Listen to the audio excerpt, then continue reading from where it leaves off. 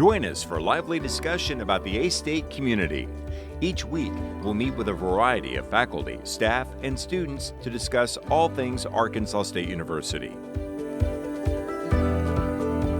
Live from the ASU-TV studios in the School of Media and Journalism, this is A-State Connections.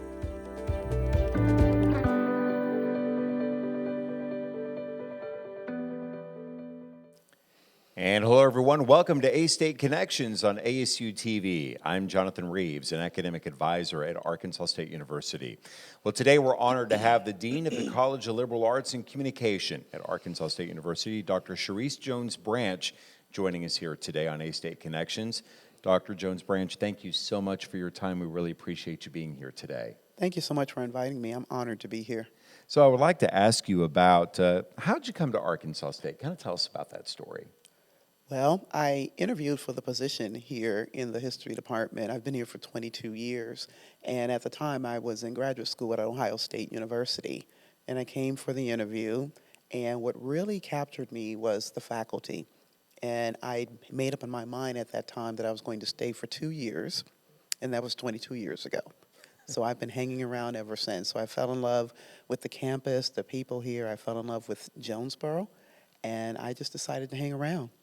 I love your research, and I want to talk about what was it about history that got you interested in and especially kind of tying into your research interests? I read a lot as a child. I grew up in a home where I read a lot because we couldn't watch a lot of television, and I was encouraged to read. And one of the things that really interested me was reading, believe it or not, the Encyclopedia Britannica. Younger folks probably don't remember that, but most people had a set of those on their shelves back in the 70s and 80s. My parents also purchased the Encyclopedia of Black History, which I read voraciously. And so I knew I wanted to become a historian without really knowing what that was, because the stories interested me, but I always had questions about who wasn't included in the story. And so I knew I wanted to become a historian, but my parents weren't quite sure what that meant. And I didn't know either, but I knew that's what I was going to do. When was it that you knew for sure what your specific interests were going to be? Was it when you were in graduate school, or kind of tell us about that? I knew in graduate school what I wanted to focus on. My first book was actually on Black and white women's interracial activism in South Carolina, which is my home state. And in the time that I've been in Arkansas, I've really become interested in Arkansas history and rural Arkansas history in particular. So I started in one place and I just sort of migrated to another. I tell people that I'm interested in the cultural aspect of cultural history. I'm really interested in small rural towns, the culture in those towns, because many people see them as places that have been depopulated and people have moved on to larger areas. But for me, those were really dynamic spaces. So the work that I do, I try to recapture all of that and paint a picture for folks so that they really know that these were self-contained, vibrant, and dynamic communities. Right. And so you've written books. You've also edited numerous books in that. And I think you can still get those on Amazon, I believe. You can get them on Amazon. My last book was on Black women's activism in rural Arkansas. You can either get that on Amazon or get it from the University of Arkansas Press. Very good. So a lot of great research that you've been working on as a historian, and I know one of the things that you really enjoy being in the classroom. You said the faculty is amazing, which I would agree with. The students are also amazing as well. But what was it about the transition to go from being a professor of history and also well-renowned and awarded professor to going into the dean of graduate school and now the dean of the college? How did that come about by way of that transition? I always tell people that I never knew that the administrative route was an option. I didn't even know what it was. My plan was to spend 30 years in the classroom and then go have a seat somewhere. And this opportunity came to me to help rebuild the graduate school and become dean of the graduate school in about 2020. So, of course, this was during the pandemic. And so I took that on and laid the foundation for what the new dean is building from now. And then the opportunity came to me to become dean of the College of Liberal Arts and Communication. And what was important to me about accepting those two roles is I recognized an opportunity to help students on an even greater level. because when you're teaching, you can help students one-to-one in the classroom, but I wanted to have a more campus-wide impact. And so that's what appealed to me about assuming those two positions. Were there challenges in trying to make that transition from professor to administration? Absolutely. One of the biggest challenges for me was having to be on campus at 8 and then staying until 5 or 6 or 7 or 8 because there are other events going on in the evening. But I'm perfectly used to that now. There have been times when I've been on campus for 10, 11, or 12 hours a day because I want to support students at their performances. I want to support students and faculty at other events. It's the kind of thing that I like to do anyway. And I think it's important as dean for me to show up and support my students and faculty and staff. Tell us about the College of Liberal Arts and Communication. Well, that's where I began my career, back when it was the arts and sciences. And I love the work that I do in the college. One of the things I really love about being dean is that I get to know a little bit about what everyone is doing in that college. And I want to know because I want to be able to talk about it intelligently with other people. And so one of the examples I use is I didn't quite know what art and design did. And so when they hosted their open house back in the fall of 2024, I said, I want to know how to make a pot. I'd heard the term throwing pots. I didn't know what that meant. And so I said, I want to know how to do that. And so when they were having this open house, I went over there and I said, I don't want you to just tell me about it. I want to make a pot for myself. So I actually got my hands in the clay and did that. And I got to do some painting and I got to do some tufting. It's important to me to have those kinds of experiences to get a deeper sense of what my colleagues are doing. I'll never be an expert at it, and I don't want to be, but I want to be able to say, this is what they do over there. I've experienced this, and I've done that. Right. Do you see when you look across the different departments and the different areas, because the college is so large by way of things, where do you see opportunities where there would be collaborative and interdisciplinary opportunities throughout the college? Oh, I see them all over the place. One of the things that I encourage faculty to do is to go to faculty and other departments' events so that they can have those conversations about what's possible. One of the things that we're doing that I think is very exciting is that we're going to be launching a medical humanities minor. And that's art, that's history, that's English, philosophy, and world cultures. That's all of the departments in our college and more than a few of the departments outside of our college. And so I think if you don't know what other people are doing, you can't begin to imagine these kind of collaborations, which is why I want people to get out of their silos and start having conversations with other people and imagining what's possible.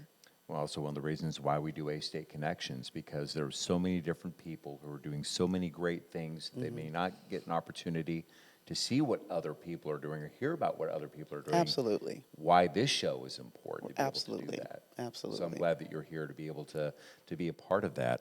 So tell us about, as your dean of the college, what is your vision for the college? My vision is that we are known as the cultural and intellectual hub of campus, that we are known as the place where you can develop the skills to do whatever you want to do in life. And I always tell people, I'm a historian, still a professor of history. You don't have to major in history. We'd love it if you did. But the skills you gain in history in all of the other colleges, all of the other departments in our college, prepare you for whatever you want to do.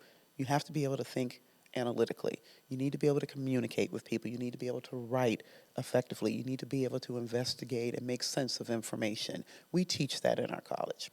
Yeah.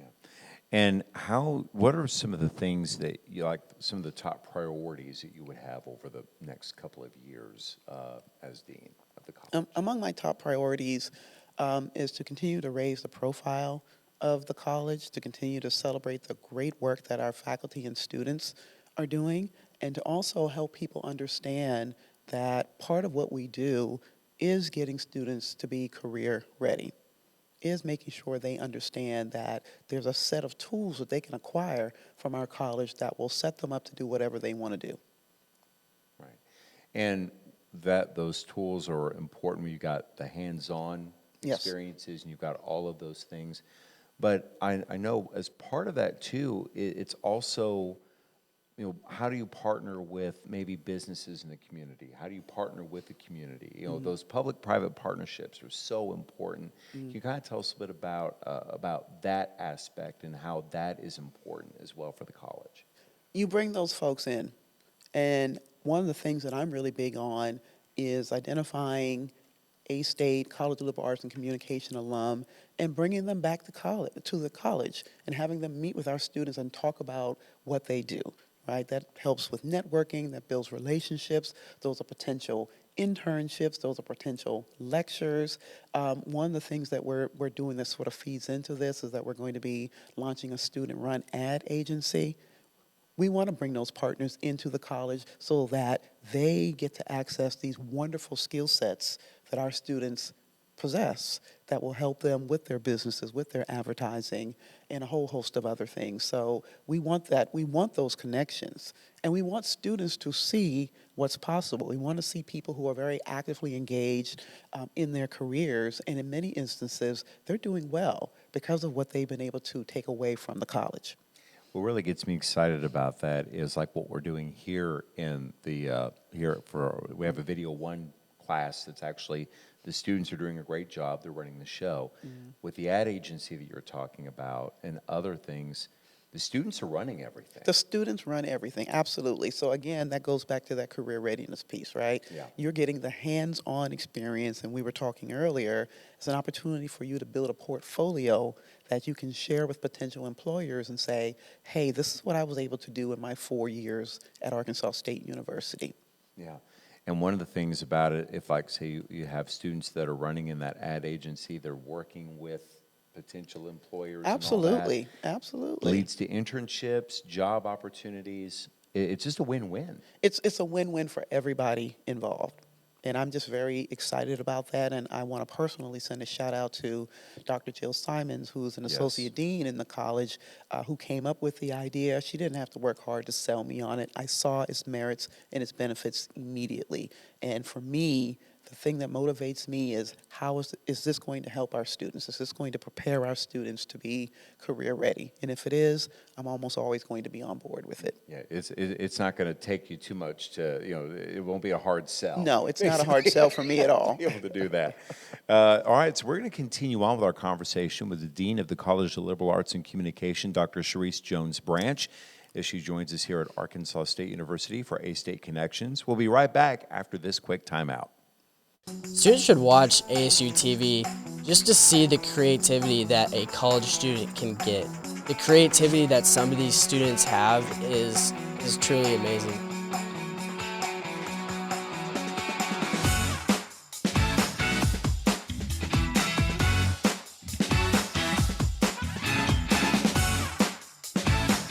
Getting that experience can really just take you further, and I feel like our program does that for a lot of students.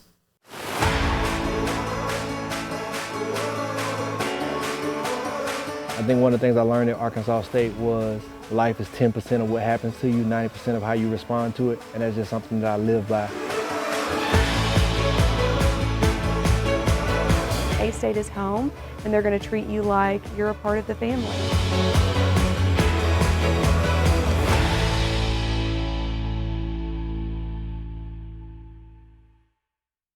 Red Wolf Radio is a student-led organization at Arkansas State University wanting to hear your takes on pop culture, music, the news, and college life. Just about anything you can think of. Located in the Education and Communications building on campus, we are always looking for more volunteers. So if you're an Arkansas State University student, no matter the major, and this is something that interests you, shoot us an email at redwolfradio@astate.edu. That's redwolfradio@astate.edu. Let them hear you howl. Live from the ASU-TV studios in the School of Media and Journalism, this is A-State Connections.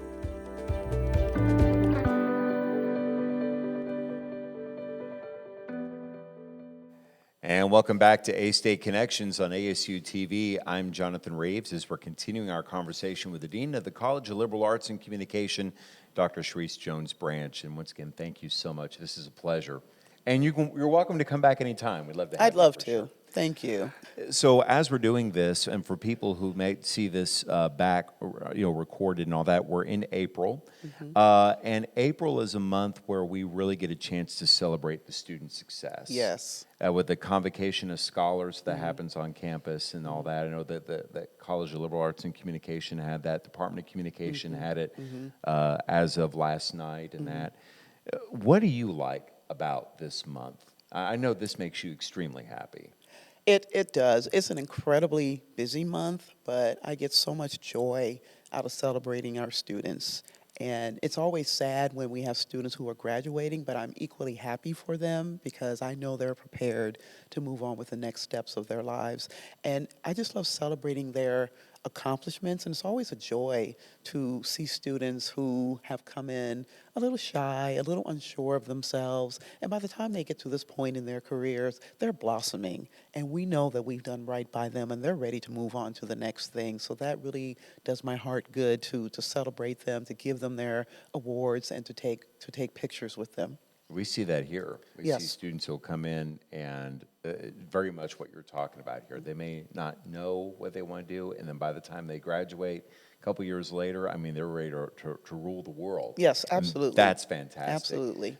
Kind of going off of that, are there maybe some recent graduate stories from our college, from the Liberal Arts and Communication, some success stories and things that you would like to share just to kind of let people know about the work that we're doing to get students ready? Oh, absolutely. I will talk in particular about two students who will be graduating in May. Okay.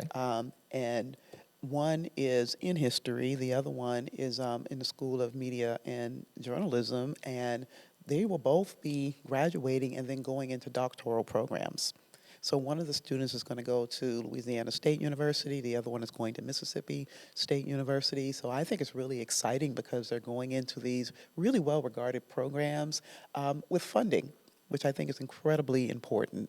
And there are tons of stories like that. Again, to see students who are just trying to find their way through when they get started to see where they are by the time they get to the end of the process. And I do hope they know that we're still here for them when they go off to wherever they go. I always tell students, don't be a stranger. My email address hasn't changed. You can still come find me. You can talk to me. You can contact me for advice. It's important to me personally to maintain those connections with our students as they leave us.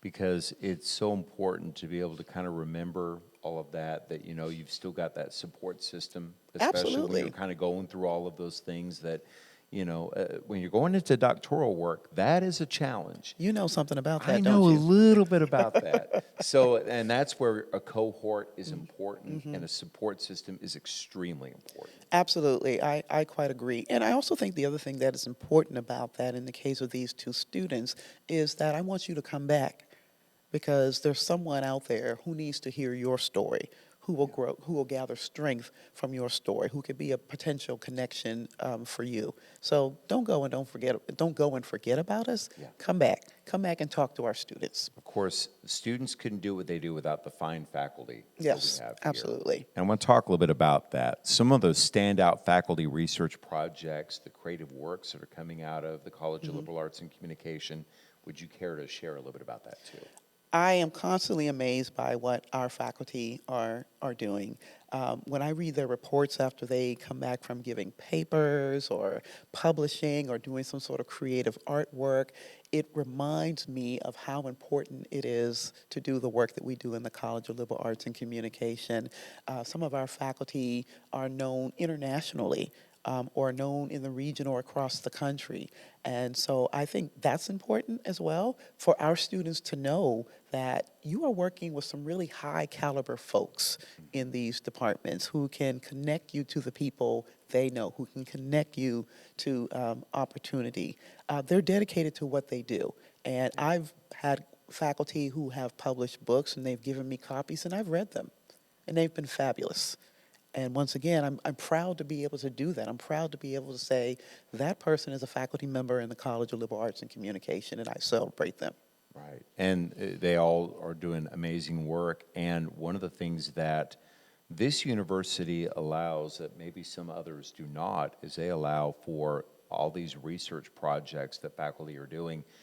you have students, even undergraduate students, that can participate in those research projects. And we want that.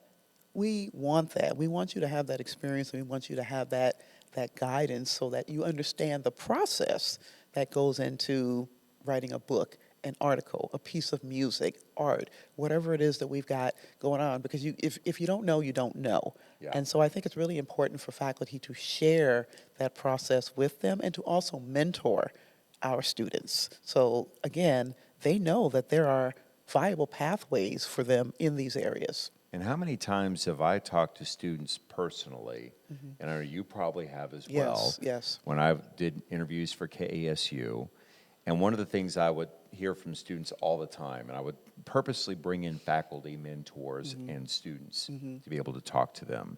And the students would always say, research, I didn't even think that was something that I wanted to do.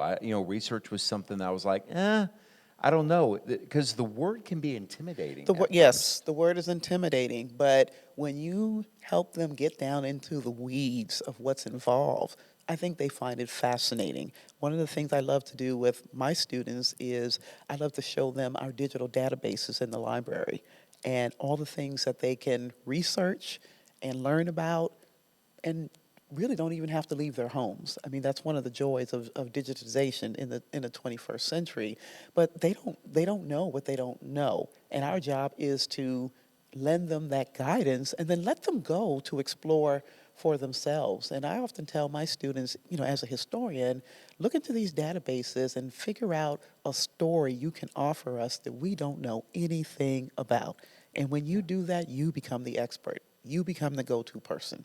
And what I really love about being at a university is that when you're in the classroom and you're working collaboratively with Yes. students on things, there are things that these students are so incredibly smart. Right. That you're learning stuff from them just like they're learning stuff from you. I always tell my students that this learning experience, it is an exchange. Yeah. It is an exchange. I will be the first to say I bring a certain body of knowledge to the table, but you do as well. And that body of knowledge is valuable. Yeah. So how do we better collaborate so that this can be the most fruitful and productive experience for everybody involved? Yeah. It's such an enjoyable thing. I think And so. when those aha moments kick Oh, in. yes, those are fabulous. And That's especially when a fabulous. student will come and say, I found this, and it's an exciting moment Yeah. because you discovered that, you did that. Yeah, exactly. You mentioned earlier in the first segment about, I think, a new minor that might be coming in that. I wanted to ask about if there are any new academic programs, any academic concentrations, or things that are coming that are being introduced into the college you'd like to talk about? Well, one thing, of course, is the Bachelor of Science in Mass Communication. So we were talking about that earlier with the three emphasis areas. So that's an exciting development. And yes, also the medical humanities minor. And when I came in as dean, I learned about the medical humanities minor, and I thought, we've got a medical school on campus. We will soon have a vet school on campus. We've got an extremely well-regarded College of Nursing and Health Professions. How do we situate ourselves in that? And I said, with a medical humanities minor. And so I'm really excited about that because what it does is that it allows people who want to go into the health professions in whatever area that is to recognize that the humanities matters because at the end of the day, you're still dealing with people. It better helps you understand how to treat people. It helps you understand, it makes you more empathetic, right? It helps you understand better how to communicate with people in the health field. All the things that we do in this college every day. And so that's just another way of promoting career readiness, right? Right. And also saying that we do have connections to all of these different areas across campus in the College of Liberal Arts and Communication. Because we know that one of the things when you're dealing with in the medical field is communication is everything. And Communication empathy is everything. Empathy is everything. Absolutely. How do you better understand someone else's experience even though you yourself are not going through it? Yeah. And that's one of the things that has been kind of eye-opening to me in some of the work that I've been doing is the value of learning the lived experiences of other people. Absolutely. And that's what we do in the College of Liberal Arts and Communication. What does the shoe feel like on the other foot? Right. What is someone else's lived experience, which might be radically different from yours, but it's not any less valuable? And how much better equipped are you when you understand that there are different kinds of lived experiences and they're all equally valid? Yeah. And how can we learn from those? And how things? can we learn from those? Absolutely. I think that is the huge, big, fat point. That's where the critical thinking and the analytical thinking Yes. and all that comes in Yes. on all that. Yes. So as we're wrapping this up, I really appreciate you being here today. Is there anything else that you would like to add, please? Yes, all need to say that we welcome you in the College of Liberal Arts and Communications. One of the things that I'm looking forward to is our welcome back to CLAC open house in the fall with you, DJ IB Cheesy. Yeah, that's right. I'll be there for sure. and having an opportunity for students to come into the building, to see the different majors, to meet the faculty members. Come see what we do. We have something for everyone. Absolutely. And there is one thing that we say is that, like here in this, there's so many different student organizations in the Yes. college. Yes. There are so many different things to be able to do. There is a place. We have something for Everybody. everybody. Yes. Come get involved, come see us, come talk to us. The other point that I want to make is I will randomly just tell students, come see me. Tell me what's going on with you, because I think often people don't, or they have an idea of who a dean is, and I want to make it clear that I'm accessible to you. Reach out to me. Let's have a conversation. Let's sit down and have a cup of coffee. Tell me where you're from, what you're majoring in. How can I help you be successful at Arkansas State University? And I think that's important because that might be, once again, you hear the word deans, you hear the word research and all that. For some people, it may be a little intimidating, but I've known you for years. Yes. There's nothing intimidating No, about you. You're no. a great person. I will intentionally walk the halls of our building Yes. just talking to students. Best dean ever. I'm just saying, best dean you. ever. We really appreciate you so Thank you. much. Thank you. Well, that's going to do it for this edition of A-State Connections here on ASU-TV. I want to thank my guest, Dr. Cherisse Jones-Branch, for joining me here Thank you. today. Also want to thank Instructor of Creative Media Production, Dustin Sullivan, and his amazing students in Video Yes. Production 1 who are running the show behind the scenes today. Also thanks to broadcast engineers Timmy Arquette and Aiden Barber and graduate assistant Reese Barnett for their help on the show as well. Well, thanks for joining us today for this edition of A-State Connections, and so long, everyone.